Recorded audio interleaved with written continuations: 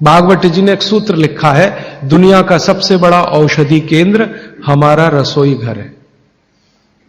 सबसे बड़ा औषधि केंद्र रसोई घर है। अब दुर्भाग्य से हम रसोई में जिनको मसाला कहते हैं ना, मसाला, वहां मसाला कुछ नहीं है, सब औषधि है। मसाले का और औषधि का अंतर मालूम है?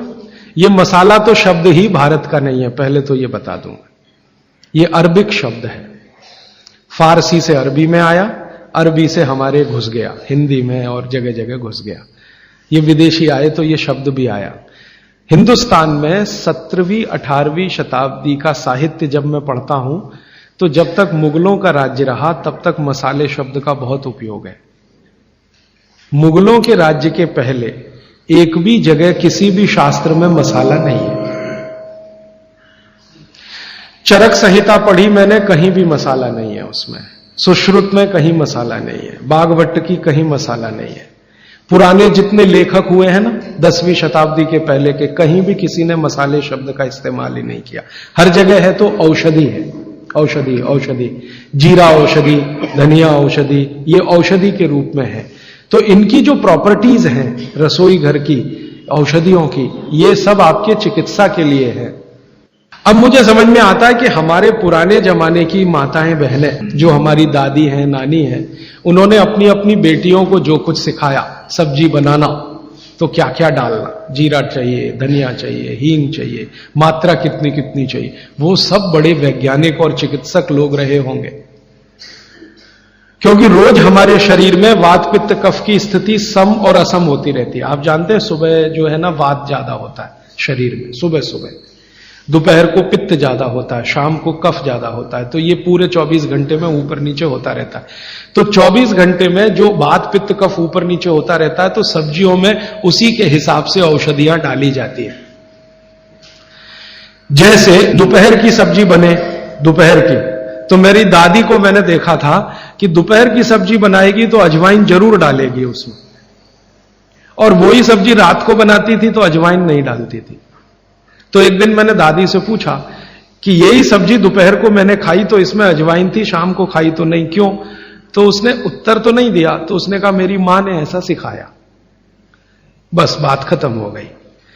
अब उस समय मैं भी मान लिया कि ठीक है, उसकी मां ने सिखाया। अब जब मैंने काम शुरू किया ये चिकित्सा पर, तब मेरे समझ में आया कि अजवाइन जो है पित्तनाशक है। घी के बाद, देशी गाय के घी के बाद जो सबसे ज्यादा पित्तनाशक दूसरी कोई चीज है तो वो अजवाइन है। और दोपहर को पित्त भड़कता है, आप जानते हैं, और वो स्वाभाविक है क्योंकि खाना खाने के लिए पित्त भड़कना ही चाहिए। तो उस समय अजवाइन डाली जाती है सब्जी में, क्योंकि दोपहर को ही शरीर को अजवाइन की जरूरत होती है पित्त को सम पे लाने के लिए। तो भारत में ज्यादातर माताएं बहनें ये बात जानती हैं कि दोपहर की सब्जी में अजवाइन चाहिए।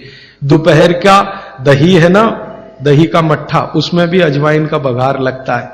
दोपहर की जितनी भी चीजें हैं ज्यादातर अजवाइन ग्रस्त होती हैं या अजवाइन से बनती हैं, क्योंकि पित्त को सम पे रखना है। तो आप सोचो, जो लोग ये कर रहे हैं वो बिना कहे कितना बड़ा काम कर रहे हैं। हमने उसका वैल्यूएशन नहीं किया, ये हमारी मूर्खता। हमारे यहां तो एक बहुत बड़ा दुष्कर्म इस देश में हुआ है। अंग्रेजों के हम गुलाम हो गए, तो सब कुछ हम भूल गए, अपनी चीजें। अंग्रेजों ने जो सिखाया वही हमें याद है। तो हम जीडीपी का कैलकुलेशन करते हैं अंग्रेजों के फॉर्मूले से। जीडीपी निकलता है इस देश का, ग्रॉस डोमेस्टिक प्रोडक्ट। तो मैंने बहुत बार इस देश के अर्थशास्त्रियों से पूछा कि जीडीपी में आप विचित्र विचित्र कैलकुलेशन करते हैं। जैसे भारत की पुलिस है, उस पर जो खर्चा हो रहा है वो जीडीपी का हिस्सा है। अगर चोरियां बढ़ी, डकैतियां बढ़ी, तो पुलिस का खर्च बढ़ेगा तो जीडीपी बढ़ेगा। और प्रधानमंत्री छाती ठोक के कहेगा मेरे जमाने में जीडीपी 10% से ऊपर बढ़ गया। सो व्हाट, पुलिस का खर्च बढ़ गया, माने चोरियां बढ़ गई, डकैतियां बढ़ गई, अत्याचार बढ़ गए, अनाचार बढ़ गए, तो जीडीपी बढ़ गया, तो क्या बड़ी बात है। तो हमारे जो जीडीपी के कैलकुलेशन है बड़े विचित्र हैं। इसमें चोरी हो, डकैती हो, लूट मारी हो तो जीडीपी बढ़ेगा, लेकिन माताएं बहनें घर में जो करती रहती हैं वो जीडीपी में है ही नहीं, कैलकुलेशन ही नहीं है उसका। भारत सरकार कोई कैलकुलेशन नहीं करती कि किसी माँ ने 1 किलो पापड़ बना दिए तो जीडीपी बढ़ा कि नहीं? तो कहते हैं जी मालूम नहीं बढ़ा कि नहीं बढ़ा, क्योंकि कैलकुलेशन नहीं है। किसी माँ ने दाल की बड़ी बना दी 5 किलो दाल की, तो जीडीपी बढ़ा कि नहीं बढ़ा? आपका मन क्या कहता है, बुद्धि क्या कहती है, बढ़ा कि नहीं बढ़ा? किसी ने बड़ी बना दी, किसी ने पापड़ बना दिए, किसी ने कुछ बना दिया, किसी ने गोंद के लड्डू बना दिए, किसी ने मावे का कुछ बना दिया, तो जीडीपी तो बढ़ ही रहा है, लेकिन हम कैलकुलेट नहीं कर रहे हैं उसको, क्योंकि अंग्रेजों के यहां महिलाओं का किया हुआ काम महत्व का नहीं माना जाता। अंग्रेजों के यहां ये जो अंग्रेज जात है ना दुनिया में, ये महिलाओं के किए हुए काम को काम ही नहीं मानती। आपको मालूम है 2000 साल यूरोप में महिलाओं को पुरुषों से हमेशा कम वेतन मिलता रहा, और आज भी है ये कई देशों में। वो मानते ही नहीं कि इनका कोई काम है। क्यों? वो महिलाओं में आत्मा नहीं मानते। हां, यूरोप का सबसे बड़ा दार्शनिक है प्लेटो, वो कहता है कि स्त्रियों में आत्मा ही नहीं होती,